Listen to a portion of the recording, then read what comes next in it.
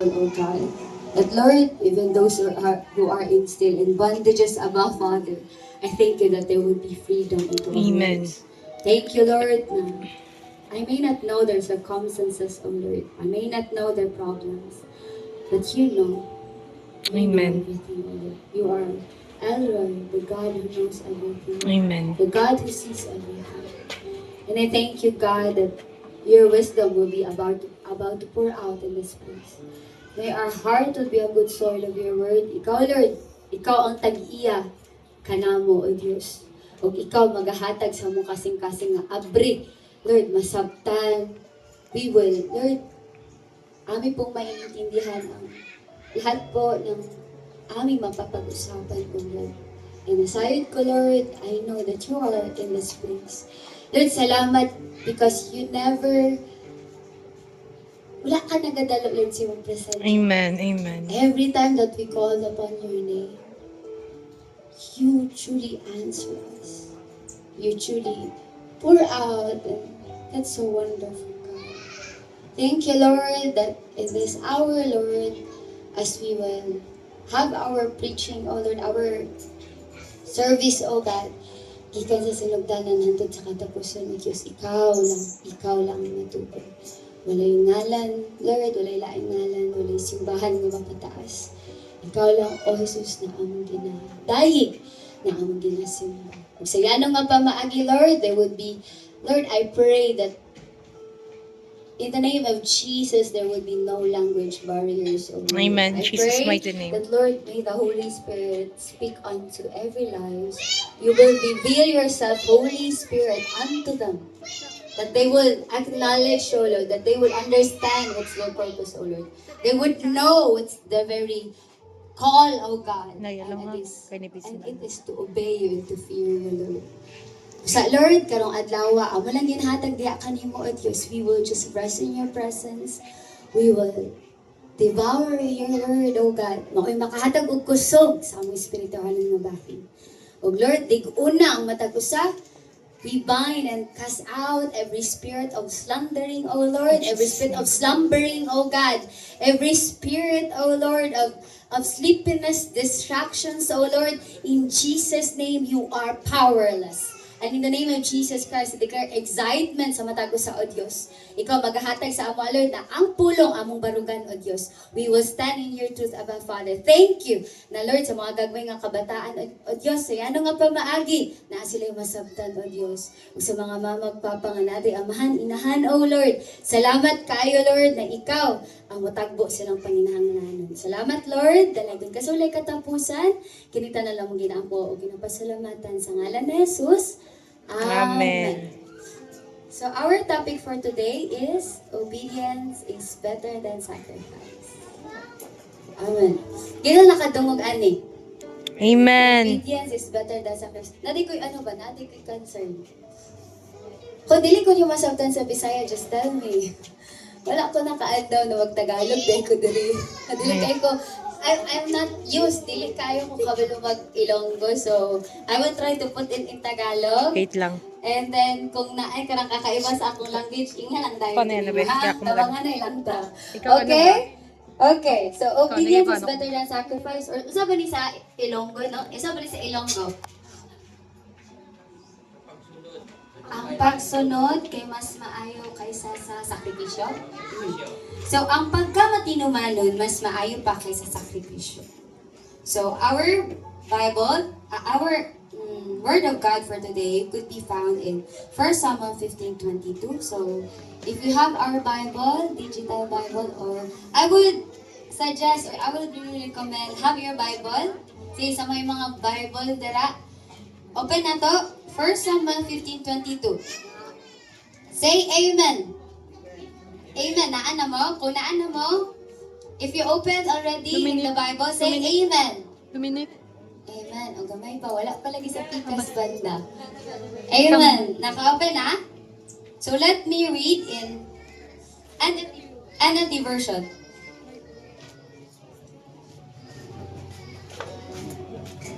First Samuel 15:22, the word of the Lord says, "But Samuel replied, 'What is more pleasing to the Lord? Your burnt offerings and sacrifices, or your obedience to His voice? Listen, obedience is better than sacrifice, and submission is better than offering the fat of rams. So let me read in another version. Does the Lord delight in burnt offerings and sacrifices as much as in obeying the Lord? To obey is better than sacrifice, and to heed is better than the fat of rams. Today, we continue our spiritual journey after learning about anointing and fasting. So, di ba, last Lord's Day, we have discussed about anointing and fasting. Tama ba? So, sa ang anointing? Ang pagdihog. Isa pa, what is anointing? Ang pagdihog sa balang espiritu. So, what is the power? Oh, anointing is the power. What is fasting? Kisa nag-fast. Ayun na, okay na. Amen. Na ay nag-fasting. Say amen. Amen. What is fasting? Yes. It is lowering down or ato ang gina-subject or gina-baba ang flesh. And we are acknowledging more increasing in the spiritual. Anointing also, you cannot fake anointing. Tama ba? We cannot fake anointing. For me, anointing is that when you spend time with the Lord, in secret, in private, the anointing could be seen in public. Dili mo ma-fake ang anointing. Pwede kusog ka imong tingog. Pwede daghan kinahitabo. But then you cannot fake it with God. Because anointing comes from your intimacy with the Lord. Walay anointing kung masing nag-fasting pa ka, tanan gibuhat nimo. Kung walay pagdihog sa Diyos. Kung walay pakikstorya sa Diyos. Anointing is spending time our Lord, and then it would come into the public. So ang anointing, mag-una dyan na siya sa secrecy. Ibig sabihin, sa tago. That is why the Lord is asking us na sa atong pagpangalagad, unahon dyan na to ang pagbasa, unahon na to ang pag-ampo sa tago. And then, the anointing would come to public. We need anointing in order to preach the gospel. We cannot preach the gospel just in our own wisdom. Dili jud. You know what? As a Christian, we need to ask anointing. Dar, dili ko gusto gasa-gasa man na. But in accordance to the word of God, tagaan tag-gasa nila to help others. Inayong katapad, tabangi ang iban. Tabangi. Buligi ang iban. Buligi ang iban. As a Christian, dili lang ka naging Kristohanan para sa imong kaugalingon. Naging Kristohanan ka para tabangan ang matang usa. Ang gasa is para sa uban. Amen? That's why we need anointing that when we preach the gospel, when we share the gospel, maatuta sa tong care group, na akay pagtabang sa iban. Kung wala ang pagdihog sa Diyos, dili nimo matabangan ang may problema. Maski usa pa ka kamaalamon, kung walay pagdihog sa Diyos, maayo lang kamo tambag, pero walay pagbati. Maayo lang kamo solusyon, pero walay compassion. That's why we need anointing to help one another. To help to encourage one another. To help in preach the gospel, especially sa mga lost. Nasayad ba ta na ang surala? Tanan ba taga surala is for Jesus na? Not yet, right? So we need anointing. That's why we have the empowerment of the Holy Spirit to preach the gospel. It's time to preach the gospel. You know what? Blessed kaayo ang Philippines. In other countries where we are not allowed to bring the Bible. I have my classmates in school, in mission school now. Oh, it's so wonderful, Filipino. We would ask that when we ask them to you want to know Jesus Christ, they would always say yes, yes. It's because katong akong classmate taga Laos. Lisod kaayo gid ang pag-share sila sa gospel dito kay bawal magdalag Bible. Tapos natin one time they have the pastor that share the gospel, and then after that gipusin or it is killed after 2 weeks. So that is why it was Grabe good nga revelation nga. Lahi na ka ng Lord, salamat kay privilege tayo mi diri na makabasa ug mailhan ka. Amen. Usahay, di pa ta makabasa. Amen. Oh. Sali na ko dira. Dili ta tudloan na. Ayaw na pagtudo sa imong katapat. Ang kuno na lang. Mutubo ka. Ari man gud. Pag nakay tinapay, magsige kag pakaon sa imong katapat, kinsa ang busog? Katapat. Katapat. So dapat, pag nakay tinapay, ikaw mo kaon. So kunay pulong, Kaunon. ikaw kaon. Para ikaw mabusog sa espirituhanon, kita ang matubo. Amen. When I hear that also in Myanmar, it's really hard to share the gospel. That's why kita na may privilege, Padre, kaya naman, in Sydney before, open kayo ang gospel. Naabot na sa point na naa sila yung rule nga. They have the law right now that you cannot share, they have, say, freedom of religion. You cannot share gospel to your co-workers. Ug mulat pa ba taana? Karon pa lang, nanabata sa end times. Amen. Amen. What is the signs that we are in the end times? Deception. Nakapangutana. Kinsa nakadungog na nag-ingon, ako ang Mesiyas. Or ako ang appointed son. Naa. Di ba naman natunggan? Naa. So deception na, ana. Masa pa, kinsa nakadungog o gubot? War. Amen. Amen. Amen. Asa man ang banda? Sa Iran. Sa Middle East, asa pa? Sa Russia, Iran, o di ba? Naay gubot. When you read the Matthew 24, it is a signs of the end times. Kinsa nakadungog sa pagtaas sa presyo sa gasolina? Amen. Kung nakakadungog, asa ka planeta. Di ba? Naay famine. Kinsa makadungog? Una na betrayal, hatred. Nagahitabo. But then in Matthew 24:14, kaning tanan mahitabo. It is an open door. You know what? War or famine is an open door to share the gospel. Mo ni siya, nasabtan ninyo? It is an open door. Ibig sabihin, nag-aabri na mga pultahan to share the word of God. In Myanmar, my missionary classmate said that when they go in Myanmar, they asked the Myanmar dito na area, ano sila na, who wants to be prayed? Kinsang gusto ibaampuan? All the mothers raised their hands. And naman, in Myanmar na ay civil war. Ibig sabihin, ang rebelde galaban sa gobyerno. Ang naitabo kay, tanan nila anak na lalaki, kinsa dre may anak na lalaki ng mga mama? Tanan nila anak na lalaki ginakuha para ipanglaban sa rebelde. Ug hantod karon wala pa sila kadungog kung buhi pa ilang anak. Wala ay. Mothers there are depressed. That also, you know, because of the civil war, they could only eat once a day. Once in a day. Famine could happen to us. War could happen to us. Sasabtan na to na. Pero ang naitabo dito, nagkaroon sila og depression. Ang people sa Myanmar nagkaroon ng depression and they want to hear the gospel of hope, and that is the gospel of the kingdom of God.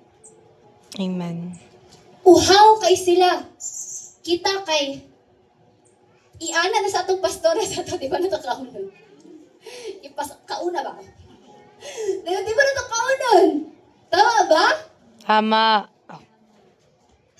Kauna ang puno si Lord. Ayaw ta na pagkakataon mo. Ayaw ta na kauna ang puno ni Lord. Unang pulong. It is a reminder to us na hantod pwede pa mabasa ang pulong sa Diyos. Basahon na to na. Amen. Hantod pwede pa ma-share ang pulong sa Ginoo. Mo share ta. I-share lang gud kisa si Jesus. Dili kay kinahanglan katong formal gid kay just share who is Jesus and you can enter in magpadawat.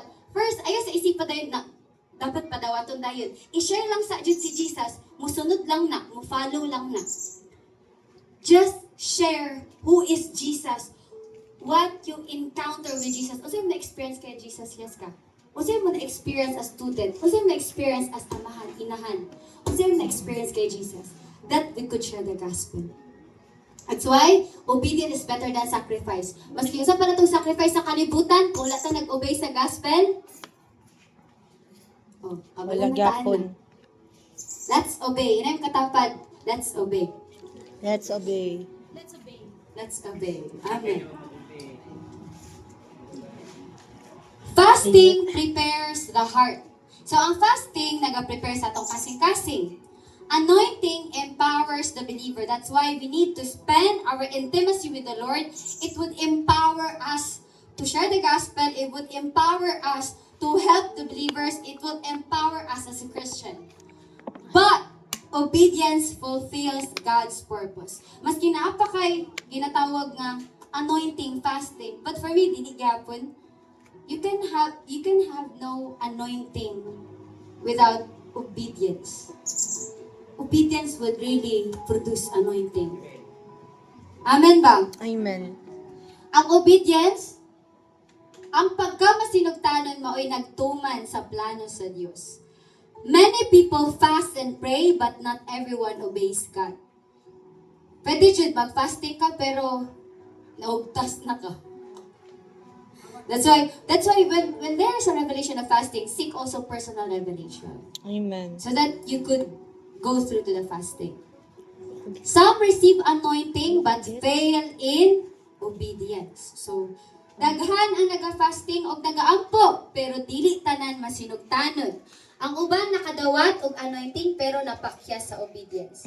God is only looking for people who God is not only looking for people who fast. God is looking for people who obey. Because anointing without obedience is useless. So, ang pinaka mas maayo jud is ang pagtuman sa Ginoo. Inayong katapad, pagtuman sa Ginoo. Pagtuman sa Ginoo. Obedience means listening to God. Diba? Obedience is, una-una, pagpaminaw sa Diyos Amen. and doing what He commands willingly and faithfully. Obedience is hearing God's word and following it with action. Can we open our Bible in Philippians 2:13?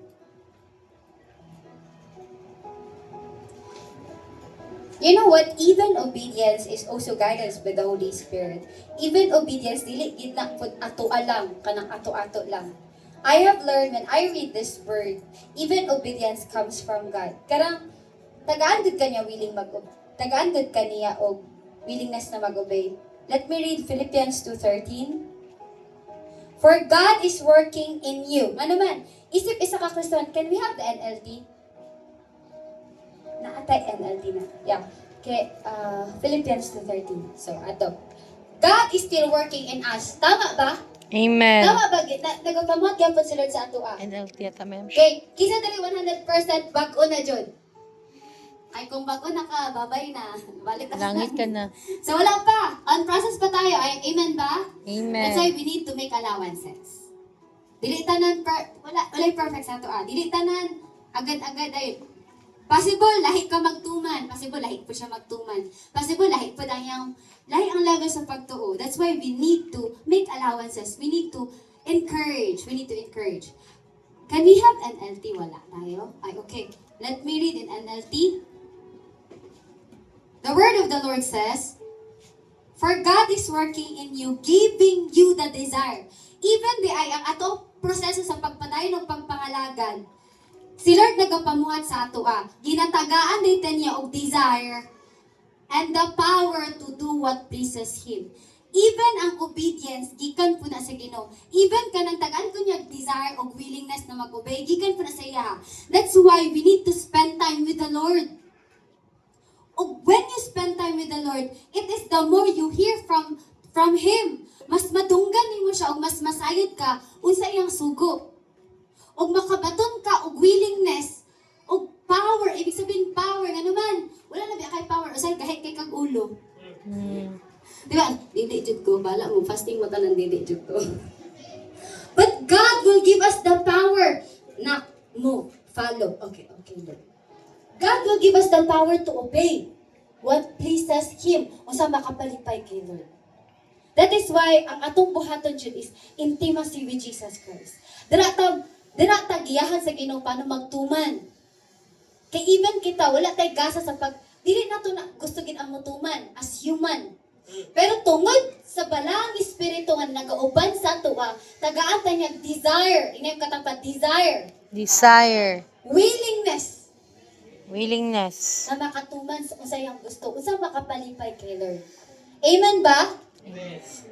I-block ko to, ma'am. So that is obedience. Also, with a partnership with the Holy Spirit. We cannot do obedience without Holy Spirit. Kasi siya gani ang helper. Wala na unta nagpadalag helper kung kaya man nila to tanan. Kaya ba ginato mutuman daytay sa tanan? Dili. Kaya day na to mo share dayon ang word of God. Si sis lang sa, si Brad lang sa. Tama ba? Madunggan mo na to na, ikaw lang sa sis. Ikaw lang sa Brad. Ay, si Pastora na gina. Mas maigi si Pastora na lang. Di ba? That's why it comes from the Lord. It comes from the guidance of the Holy Spirit, even in our obedience. That's why we need to have fellowship, our friendship with the Holy Spirit. What is sacrifice? Sacrifice means giving up something valuable to honor God or to help others. Pwede ba na sacrifice? Mo give up ka og mga relationship Pwede. para lang i-honor si Lord. Pwede. Mo give up kag something valuable. Means not even sacrifice, not just giving up, but sacrifice means lowering down your own priority. Na ibaba imong priority. Ibaba ang O priority. ipataas si Lord. O ipataas si Lord. Kay too much kay sa studies, no? Ma-depress na lang kay bagsak yapon. Honest to goodness. But when you seek first the kingdom of God, grabe ang pabot. Ngano makaingon ko, ana? As an accountancy student before, kato nag-college ko, naabot gid sa point nga, ko, part ko sa intercessory and I would be the one, ako mag-lead sa prayer ba. Tapos as leader sa intercessor, kailangan mo mamalandong. Mm-mm. Tapos ugma, exam na ako. Hangyo ko kay Lord, iba lang sa ang, i-revealan ni Revelation. Studies ako. Nag-gets ko ninyo, nasabtay ko ninyo, anak ko, Lord, dili sa ako dili sa ako mag-lead. Iba lang sa, okay, mag-studies ako sa akong exam. What happened is, sige kong study. Wala ko nasabtan, Jude. Wala ko nasabtan. Nihilak na lang ko. Lord, kabalo mo ko gusto ko ni Mastorya ako. Ato, anay tabo kay? Asa nay tabo? Lahi kayo pagkristohanan ka no kabra kag buwang kong isipan sa iban. Anay tabo kay? Naikingon sa ako si Lord na isa ka chapter sa Jeremiah na basahon. But when I read the Jeremiah, nasabtan ako yung revelation. Nasabtan ako na dili sagid ko mag-study. Just listen always to the word of what I mean is, it is about hearing the voice of God. Tapos nanay tabo ato kay by faith, Jude, by faith, it is kanang, wala dili mo makatuo. By faith, mabati na ko, walay exam ugma. Diba, makulbaan ka.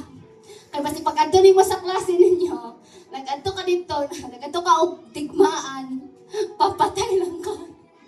Di ba, dili hadlok, accountancy ko accountancy student.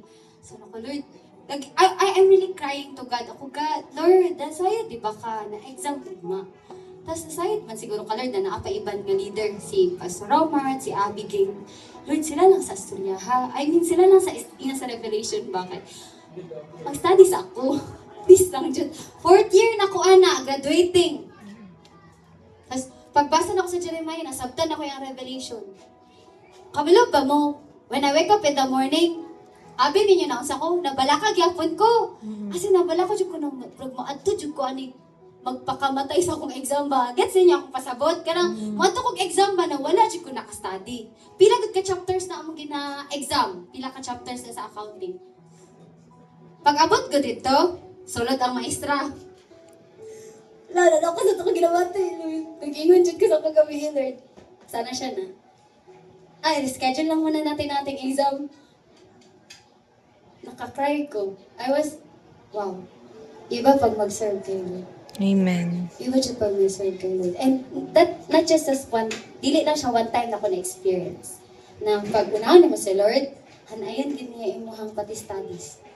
Na, para sa ako, nakagraduate ko tungod kay Lord. Tungod kay giuna na ko ang pagpangalagan.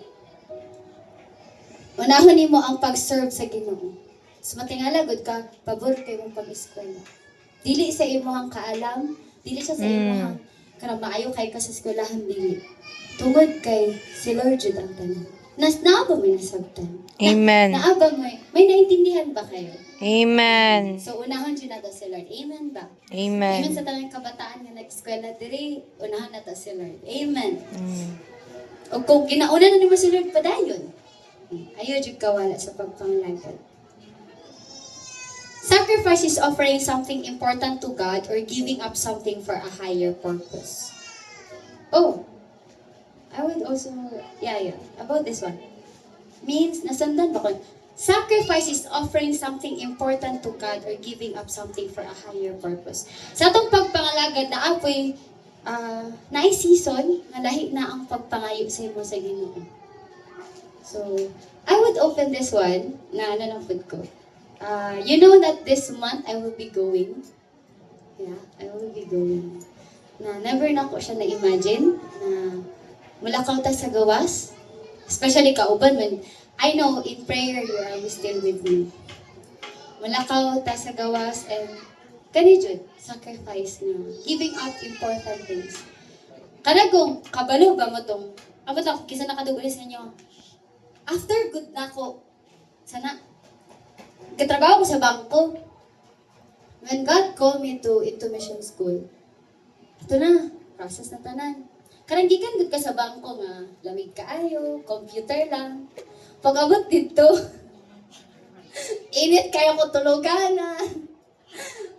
tapos ang masana. Tapos pagbata sa buntag, kinaman to event, kabalo ba mo, from whole week before I go to Samal for mission school, whole week ato, puro lang ko ato, report ba.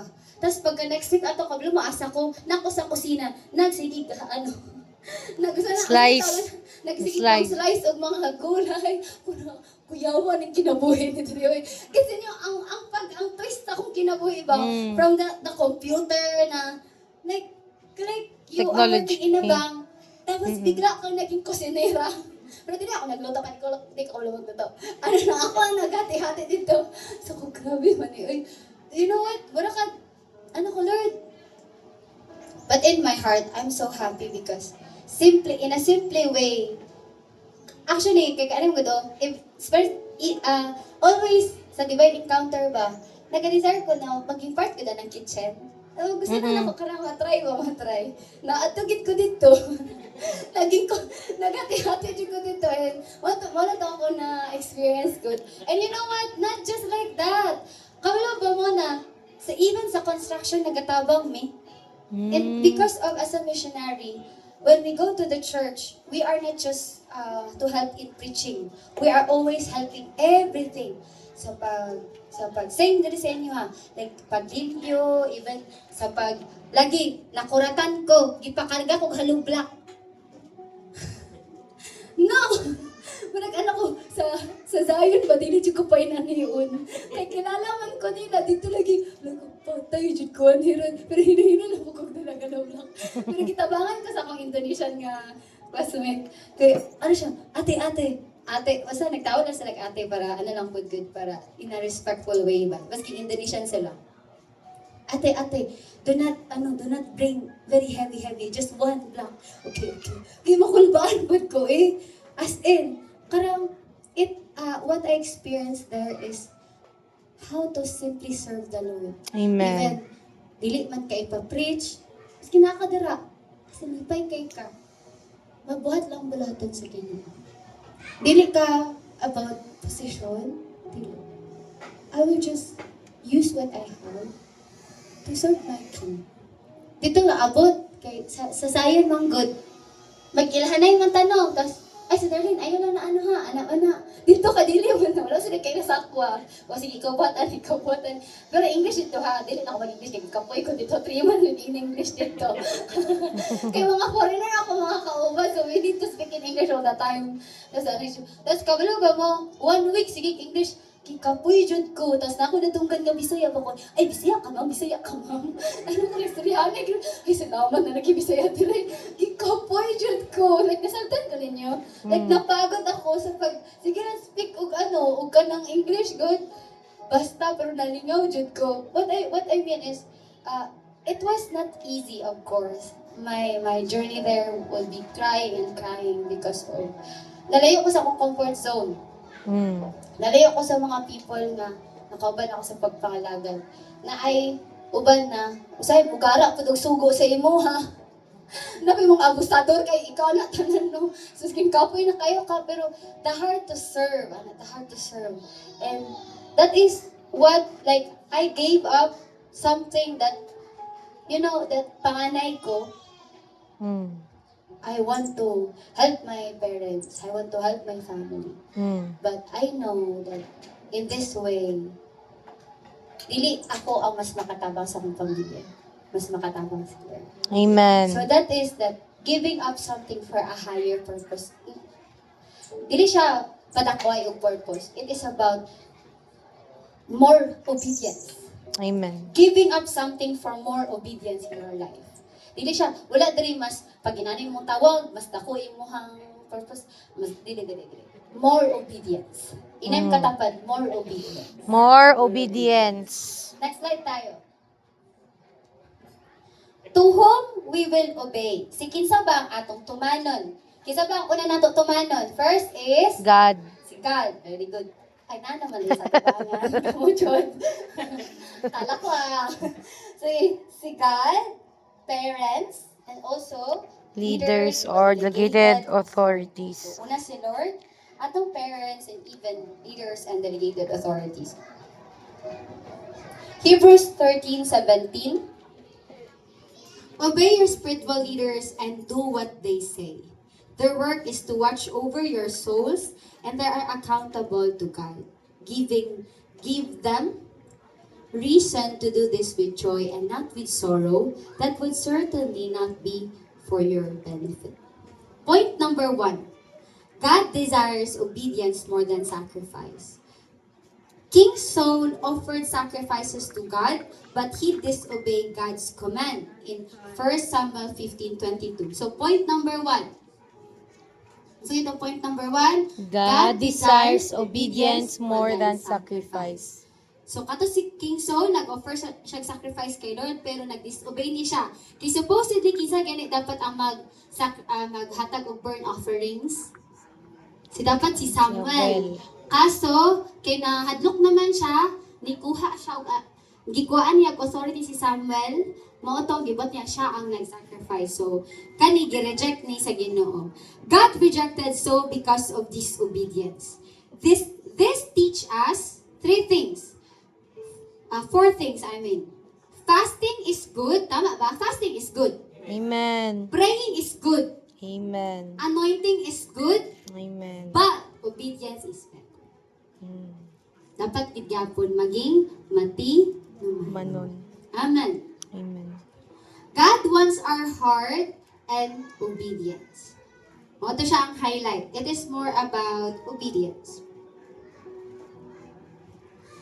Point number 2, anointing requires obedience. In Luke 4:18, can we have, open your Bible in Luke 4.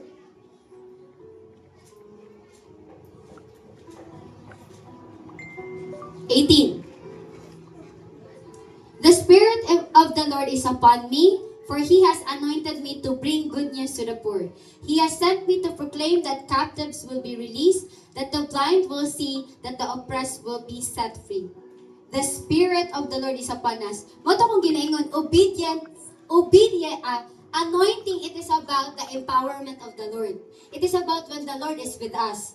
Walay anointing na ikaw lang. Walay anointing. Anointing is with a partnership with the Holy Spirit. Partnership with Jesus Christ. So, when anointing is on us, the Lord is upon us. Inayang katapat, the Lord is upon us. The Lord is upon us. Jesus was anointed by God, but He obeyed the Father completely. Kaya kay si Lord, no? Kinsa pinaka-anointed sa Bible? Si Lord. Nakabuhi og patay. Si Lord. Gikan sa Jesus. sinugdanan pa, buta na. Gikan pagkabata, buta siya. Katong, ano ba, tong isang kabuta. Tapos, giayo ni Jesus. That is medically dili ma-explain. But then, he is very anointed. Pero, grabe ang obedience kay Lord. To the Amen. point of, gibuhat niya ang pagpalansang sa cross kay maong sugo siya amahan. Kaya kayo no, painful ang ginasugo siyang amahan. Katugong, take this cup away from me. Kung pwede lang, Lord, dili na ko ni maagian. But then, not my will, but your will be done. Ibig sabihin, Lord, I will obey you. Father, more than anything, I will obey God.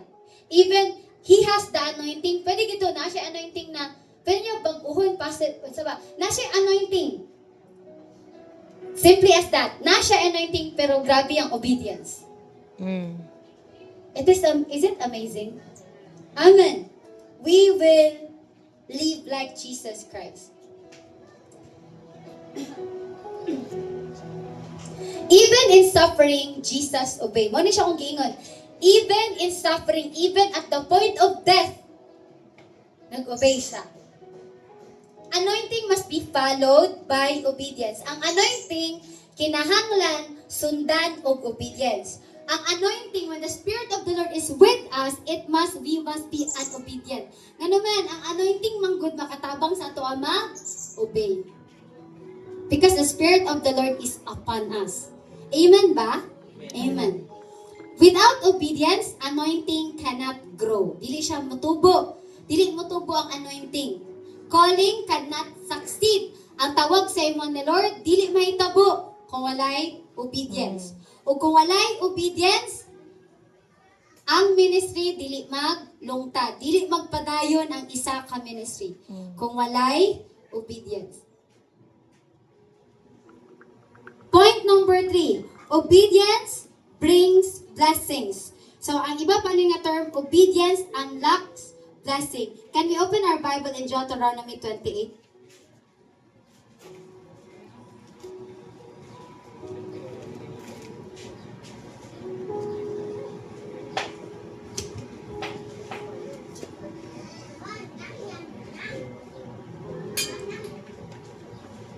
Deuteronomy na ba? Say amen kung na naman sa Deuteronomy 28. Amen.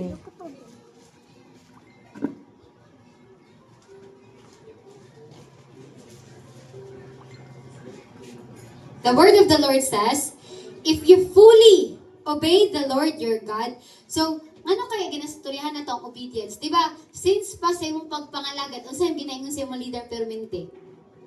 Obey. But then the word of God says here, if you fully, ibig sabihin, ang obedience na to nagasaka pod. Hantod maging full na siya. If you fully obey the Lord your God, and carefully keep all His commands that I am giving you today, the Lord your God will set you high above all the nations of the world. So, dire pa sa slide that we read, if you fully obey the Lord your God, blessing will come upon you. So, kung mag-obey dito kay Lord, na ay panalangin. Ano ba sa Ilonggo panalangin? Blessing. Blessing. Blessing. Asa ba ang blessing sa... Wait blessing gapon. Wait lang. Ay, Grace? Panalangin. Okay. Same sa Bisaya. Ang pagkamasinugtano nagdala o panalangin. So, sa ato pagka even a student, pag mag-obey ta sa atong parents, na-jig panalangin. Na-i favor sa atong pag-eskwela.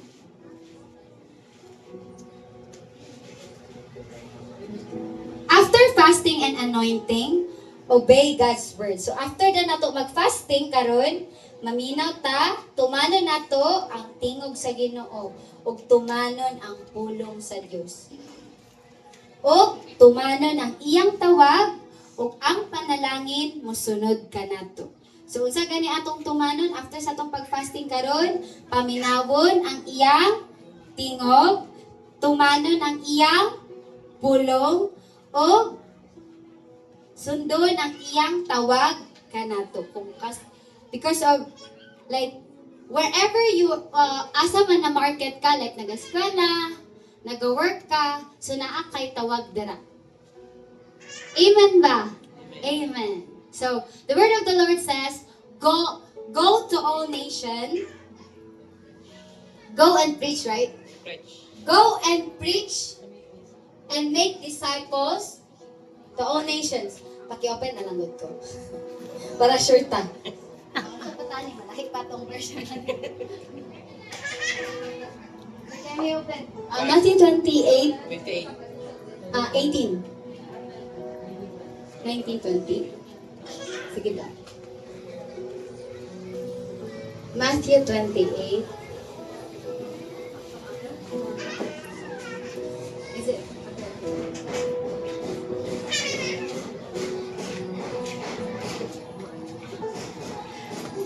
Diyan na.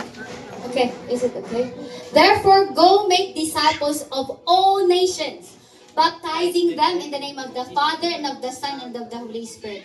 You know the very root word of nations means dili siya country. Nations means ethnic, tribe. Kinsa, unsa yung mga tribo dere? Ilonggo. Ilonggo, unsa pang iban? Bicol. Oh, unsa tawagan na? Bicolano. Bicolano, Bicolana. Unsa pa? Ilocano parehas ta. Kinsa to Ilocano? Oh, Ilocano pud ka de. Ay, parehas ta din. Karaya, oh. The word of the Lord says, this is the Great Commission and everyone is called to do this. Therefore, go and make disciples of all nations. Preach. We must preach the gospel to all nations. Ibig sabihin, sa imuhang tribo. Nasanyawan na ba imong tanang tribo? Wala pa. So, napatay trabaho. Inang katapat, trabaho po sis, trabaho po brad. Amen! Sa school! Siyas ka, usang mga tribo sa imong school. Ako na BKE, ang Muslim. imong ano, wala ga Zoom. If you Mga want to ask pang-video. me how to preach the gospel to the Muslim, you could ask. Oo. Kasi kakaiba. When you say Muslim, we call them cousins. Ano? Kakaiba ang mga cousins. Wala, na bako. into Ginaliog the na, bi. gospel. Kaya basi At ko, least hit may stroke ko parehas din, sa patay iba. ko, kamo Iba cause po of lang death way ko, to balakan preach na the mo to. gospel. At iba po ang way to preach to them. So, isa pang tribo. Kisa nag-eskwela Ayan ka rin. na. Siya mo nagambal. Makita, kisa nag-eskwela. Kisa nag-eskwela. Amen. Amen. Kisa teacher. Amen. So, daghang tribo sa eskwelahan, tama ba? Daghan. Daghan. Una, go therefore and make disciples of all nation of other tribes. Tuwa mo ko sa Hindi tayo kinahanglan mag-country ka. Unless na lang giinan ka ni Lord magpa Cambodia ka, ubanta. Wala pa man. Tribo na to. Wana, Ilocano te. Padayon tag-pray sa mga Ilocano. Padayon tag-pray sa mga taga-Bicol, taga-Cebu, mga Karaya. Padayon tag-pray because we are called to preach to them the gospel. Because nations means ethnic, tribes. So, dili na, ay, kailangan dyan ako mag-ado sa other mga country. 116 Chinese. Tribes. Have the heart to pray for your tribes. The heart to None. pray for your family. Sa inyong angkan. Amen. Okay, magrason man jud tanong, te dili na ako kaya mag-share jud. Mana, pray first sa imong angkan, sa imong pamilya. Kay mo nang sugot ni Lord. You know what? And as a missionary, itudluan dito na before we could preach the gospel, pray and pray. Tatlo ka butang na gitudlo sa mo. Ano siya? Cousin or Muslim na missionary ang itudloan ni sa mo. Muslim siya na teacher. Muslim missionary na teacher ba? Ano siya? When you go to as a missionary, 3 things to do. First is pray. Pray. Second is pray more. Pray mo. Third is pray and pray and pray. Yeah. Kailangan, not necessarily na sila lang intercessor. Every one of us is called as an intercessor. We need to pray and pray and pray. And you know what? This is I want to encourage you. Because we are praying for the Middle East. Nagahinay-hinay open ang Saudi Arabia. A missionary from the Saudi Arabia, she is our teacher. Ano siya na? Continue to pray for the Middle East. Na naman, as a church good, naagi na permiti sa heart ni Pastor Martin, praying always for the Middle East. Praying always for the Israel. And you know what? Saudi Arabia, sealed by the blood of Jesus, in 2030 would be opening for more tourism. So that is an opening for the missionaries to come. O nagahinay-hinay sila o nagano silang Sharia law, kanang dili na kay sila na atong missionary ko dito missionary ko dito sa Saudi Arabia, nakulong ko siya 3 times na siya nakulong. Kay bawal dito mag-preach sa gospel. Tapos, pero nakagawas na siya karon ha. Nakagawas na siya karon, nagatrabaho na siya. Moto, ang encourage good niya is, dito ko nakano ba, dito ko nakaamgo. Nang ato din pag-ampo, dili lang din ang murag yaw-yaw lang, good na Lord, pray for Iran, murag wala na siyang bungog, no? Kasi, katulog ko na kayo kadagaan ng country, oy. But then, when I hear from the missionary there, makailang ka, Lord, thank you. You make me part of this wonderful miracle. Kaya dili ni mo maisip mag-open ang Saudi Arabia. Tapos karon madunggan yung sa missionary. It is right now opening. God is moving. Ana siya. Makailang ka, Lord, thank you. Thank you. Una ang pag-welcome. As a church, God, kinapray ginato na. Huwag mo na kita gid is bear ta sa unsa gud ang ginapabuhat ni Lord. Unsa gud ang ginasugot ni Lord kay Pastor Martin. Always kinahanglan ginaingon sa ako. Like, we pray for the Middle East, we pray for Israel. Ug karon good mo na ang target sa mga missionaries karon, Middle East and the Israel. So, kayo na nag-start siya sa prayer part. We are part of this and let kabalo. Someday, some of us will be called to do there. Sige na lang, to do there na kayo. Nasautan ako ninyo. But pray for, I am asking you to pray for all the missionaries too. Especially sa ilang health kay attack po ang mga health sa mga missionaries. Especially sa mga area of, actually mga Buddhist na area. So, motto. Obedience shows true love for God. John 14:15, if you love me, keep my commands. Obedience is proof of love, and ang obedience mo ang ebidensya sa pagmani mo sa Diyos. Not only saying, I love God, I serve God, I fast for God, but we must obey God daily. Unsa ang pagtuman kay Lord? Daily. Dili. Amen? Daily ha, kasi dili ko niyo masabtan ron. Daily, unsa man ang daily? Matag, adlaw, pagtuman. Deuteronomy 11:1, let me read. The word of the Lord says, love the Lord your God and keep His requirements, His decrees, His laws, and His commands always. Obedience is connected to loving God. Sa atong pagtuman, konektado ni kung saan natong gihigugma si Lord. O kung saan nato gina-follow ang iyang mga sugo matag adlaw. Jot it down, 2 John 1:6. 2 John 1:6. And this is love, that we walk in obedience to His command. Can we have other versions? 2 John 1:6. John 1:6, the NIV. Nami. Ikaw. Obedience is walking in love with God. So, mapod ni, ang pagtuman din nato kay Lord, dira makita na kung sa atong tinud-anay nga paghigugma sa Ginoo. So, can we have 2 John 1:6? Arna. O paki-take note na lang po kanin ninyo. John 15:10. 15:10. So, dira lang sa, stay lang. And this is love, mao ni ang gugma, that we walk in obedience to His command. Walking in obedience to His command. Maka-obey ta kay Lord when we walk with Jesus Christ. Amen. Sa itong buhaton, walk with Jesus Jesus. so that we could obey His commands. As you have heard from the beginning, His command is that you walk in love. So pag mag-walk ka with Jesus Christ, you can walk in obedience, you can walk in love. Kaya ang obedience po, ang pagtuman po, pagdihog po na ni Lord, so paggiya po na ni Lord. O ang love, kinsa gani ang love? Jesus. Si Jesus. Amen. John 15:10, if you keep my commands, you will remain in my love. Obedience keep us close to Jesus and His love. Tinuod ni, pag sikag tuman kay Lord, matingala kasi ang mga sugo sa imo. Mas mag-level up or mas mag-more and more yung ginapatuman. And obedience will keep you closer, more closer, going closer to Jesus. Point number 5, hanggang point number 7 tayo. Point number 5, obedience is the duty of all mankind. We could read this in Ecclesiastes 12:13. Fear God and keep His commandments, for this is the duty of all mankind. Ibig sabihin, duty, buhaton jud. Tama ba? Amen. Amen. Ang dili magbuhat sa duty, absent. Tamad. Tamad. So, ang obedience, duty. Dili magtinamad-tamad.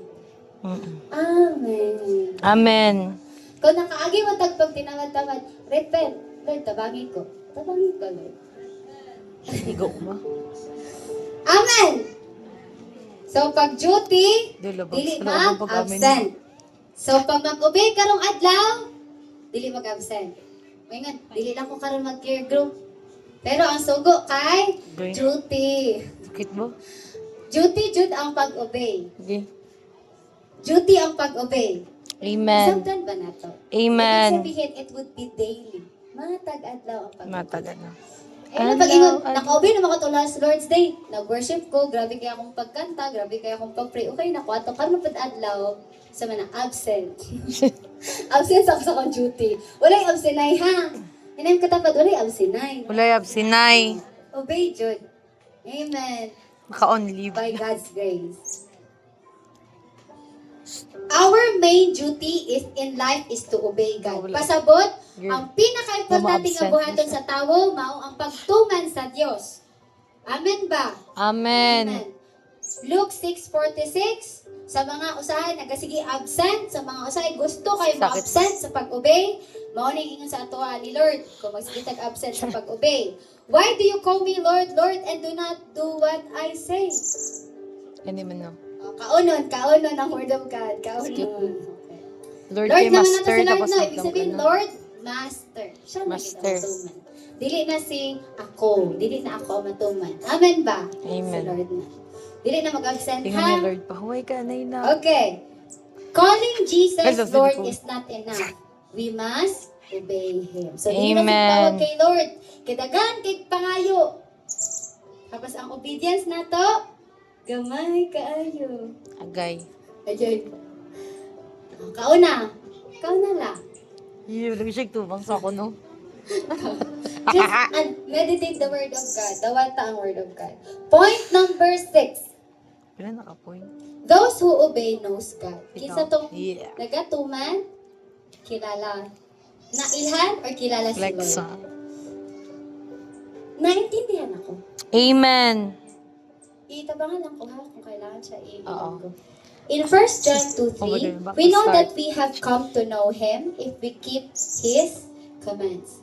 True Christians obey God's command. Kinsa ang tinod nga Kristohanon? Amen. Kinsa ang mutuman? Amen. Idugomayaw. Jeremiah 7:23.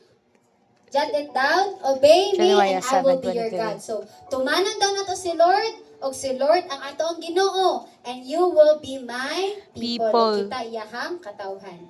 Obedience brings fellowship, relationship with God. Last, point number 7, obedience needs urgency. Karon dayon. I will hasten in Psalms 119:60. I will hasten and not delay to obey your commands. Amen. I will hurry without delay to obey your commands. We should obey God immediately and not delay. Pasabot, dili dapat tugayon ang pagtuman. Dapat karon Dayon. So na ba ginasugo sa ato si Amen. Lord? Dapat subong. Isip isa ka amahan. Isip isa ka inahan. Isip isa ka estudyante, anak. Amen. Amen ang mga anak be? Amen. Na ba Gamay lang ginasugo si anak. Lord? Amen. Amen. Hindi siya ma-amen. Children, Obey your parents. let us be a blessing to our parents, especially to our parents. Amen. Be a blessing. Amen. Amen. Oh, sige, ayun nakatanaw yung makatapad. Ano na na? Application. Amen. Conclusion. Anointing and fasting are powerful, but God is calling us to obedience. Amen. Today, God is asking, child, my beloved, will you obey me? Will you follow my voice? Will you walk in my will? Anak, mutuman ba ka? Musunod ba ka sa akong tingog? Maglakaw ba ka sa akong kabubuton? God is asking us today. Fasting prepares you. Ang fasting nag-aandam sa tua. Ang anointing naghatag og gahong power. But ang obedience mooy makatuman sa plano sa Ginoo. Mooy obedience fulfills the plan of God. If you want to obey God and surrender your life again to Jesus, come and pray. Ask God to give you a heart of obedience. Sa karon, manindog ta,